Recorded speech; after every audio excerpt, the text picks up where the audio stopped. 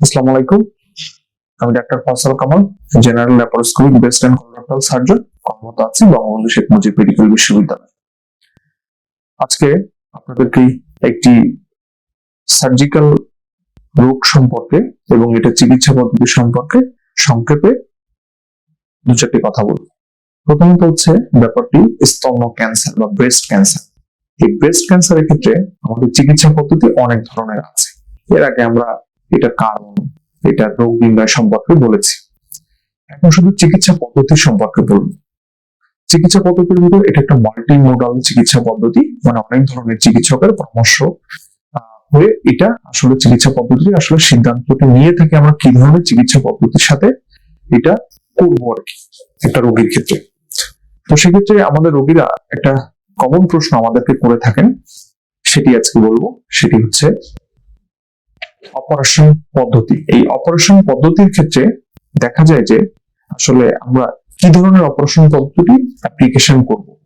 এই অপারেশন পদ্ধতি অনেক সময় দেখা যায় যে রোগীরা আমাদেরকে খুবই ভীত সন্ত্রস্ত হয়ে এবং খুব উদ্বিগ্ন হয়ে বলেন যে আসলে আমার পুরো স্তনটি ফেলে দিব স্যার, শুধু টিউমারটি ফেললেই হয় কিনা। সেক্ষেত্রে আমরা আসলে চিকিৎসা পদ্ধতি সম্পর্কে আমাদের জানার আগে আমার আসলে রোগটি সম্পর্কে ভালোভাবে বুঝতে হবে এবং রোগটির অবস্থান এবং রোগটি কতদূর ছড়িয়েছে সে সম্পর্কে আমাদেরকে অবশ্যই জানতে হবে। একজন সার্জন, রেডিওলজিস্ট, প্যাথোলজিস্ট, অনকোলজিস্ট সবাই মিলে ডিসিশন নিয়ে থাকেন তার চিকিৎসা পদ্ধতি কেমন হবে। এটা অনেক সময় রোগীর চাওয়ার উপর নির্ভর করে না যে শুধু আমি টিউমারটি ফেলে দিব, বাট পুরা স্তন বা ব্রেস্টটি আমি রেখে দিব। তবে এখনকার চিকিৎসা পদ্ধতিতে আমরা এই ব্রেস্ট কনজার্ভিং সার্জারি পদ্ধতিটি আসলে খুব বেশি করে গুরুত্ব সহকারে দিচ্ছি। কারণ দেখা যায় আর্লি স্টেজে একজন মহিলার যখন স্তন ক্যান্সার বা ব্রেস্ট ক্যান্সার হচ্ছে, তার পুরো ব্রেস্টটা ফেলে দেওয়া তার জন্য আসলেই অনেক মানসিক চাপের ব্যাপার।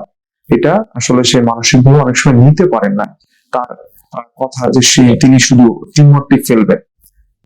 এই টিউমারটি ফেলার ক্ষেত্রে কিছু নিয়ম কানুন বা কিছু ক্রাইটেরিয়া আছে যেটা আমরা সবাইকে বলে থাকি। সেটি প্রথমত হচ্ছে যে আপনার ব্রেস্টের সাইজ বা স্তনের সাইজ আর টিউমারের সাইজটি কেমন, এটা রেশিও আমরা নির্ণয় করে থাকি। দেখা যায় যে স্তনের চেয়ে টিউমারের সাইজ বড়, তখন সেক্ষেত্রে আমরা আসলে শুধু টিউমার অপসারণ করা সম্ভব হয় না, আমাদের তখন পুরা স্তনটি ফেলতে হয়। যদি দেখা যায় টিউমারটি স্তন ছাড়া আশেপাশের অঙ্গে যেমন আমাদের বগলে ছড়িয়ে পড়েছে, তখন সেক্ষেত্রে আমরা ব্রেস্ট কনজার্ভিং সার্জারিটা আসলে অ্যাভয়েড করার চেষ্টা করি। কারণ এক্ষেত্রে এটাকে আমরা লোকো রিজিওনাল মেটাস্টাসিস বা লোকাল মেটাস্টাসিস হয়েছে, সেক্ষেত্রে আসলে দেখা যায় যে ব্রেস্ট কনজার্ভিং সার্জারি করলে এটি সঠিকভাবে আমাদের সাকসেসফুল নাও হতে পারে। দেখা যায় যে আপনার পূর্বে ব্রেস্ট এইভাবে শুধু টিউমার অপসারণ হয়েছে বারবার একের অধিকবার, সেক্ষেত্রে আমরা পরবর্তীতে তাদেরকে বলি যে আপনার পুরো স্তনটি ফেলে দেওয়াটা উত্তম। এবং কিছু ক্যান্সার দেখুন অ্যাডভান্স স্টেজে চলে এসেছে, যেটা আমাদের বোটা বা নিপল ইনভলভ করে ফেলেছে, স্তনের চামড়া ইনভলভ করে ফেলেছে বা শরীরের অন্য অঙ্গ প্রত্যঙ্গে ছড়িয়ে পড়েছে। সেক্ষেত্রে আমরা তাদেরকে বলি যে আপনার জন্য ব্রেস্ট কনজার্ভিং সার্জারি নয়, আপনার জন্য পুরো ব্রেস্টটাই ফেলে দিতে হবে। এবং ব্রেস্ট কনজার্ভিং সার্জারির ক্ষেত্রে সবচেয়ে গুরুত্বপূর্ণ যে বিষয়টি সেটি হচ্ছে অপারেশনের পরে আমরা রেডিওথেরাপি পরামর্শ দিয়ে থাকি। এই রেডিওথেরাপি আসলে আমাদের দেশে খুব একটি অ্যাভেলেবেল নয় এবং এটা বেশ খরচ সাপেক্ষ।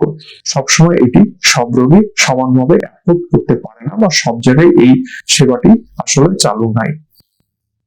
আমরা যখন একটা ব্রেস্ট কনজার্ভিং সার্জারি করে দিই, তখন আসলে যখন রেডিওথেরাপির কথা বলা হয় তখন দেখা যায় রোগীরা রেডিওথেরাপি নিতে পারেন না বা সঠিক সময় এটা গ্রহণ করতে পারেন না।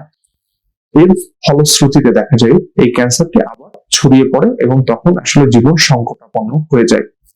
সেক্ষেত্রে আমরা অবশ্যই বলে থাকি যে একজন চিকিৎসক বা সার্জনের পরামর্শ নিয়ে অবশ্যই সিদ্ধান্ত নেওয়া যে তিনি ব্রেস্ট কনজার্ভিং সার্জারির জন্য উপযুক্ত কিনা অথবা পুরা স্তন বা ব্রেস্টটা ফেলে দেওয়ার জন্য উপযুক্ত কিনা। আশা করছি সবাইকে অল্প কথার মধ্যে বোঝাতে সক্ষম হলাম। এরপরেও যদি প্রশ্ন থাকে, আপনাদের কোনো জানার থাকে, অবশ্যই আমাদের কমেন্টে জানাবেন। ধন্যবাদ সবাইকে, ভালো থাকবেন। আসসালামু আলাইকুম।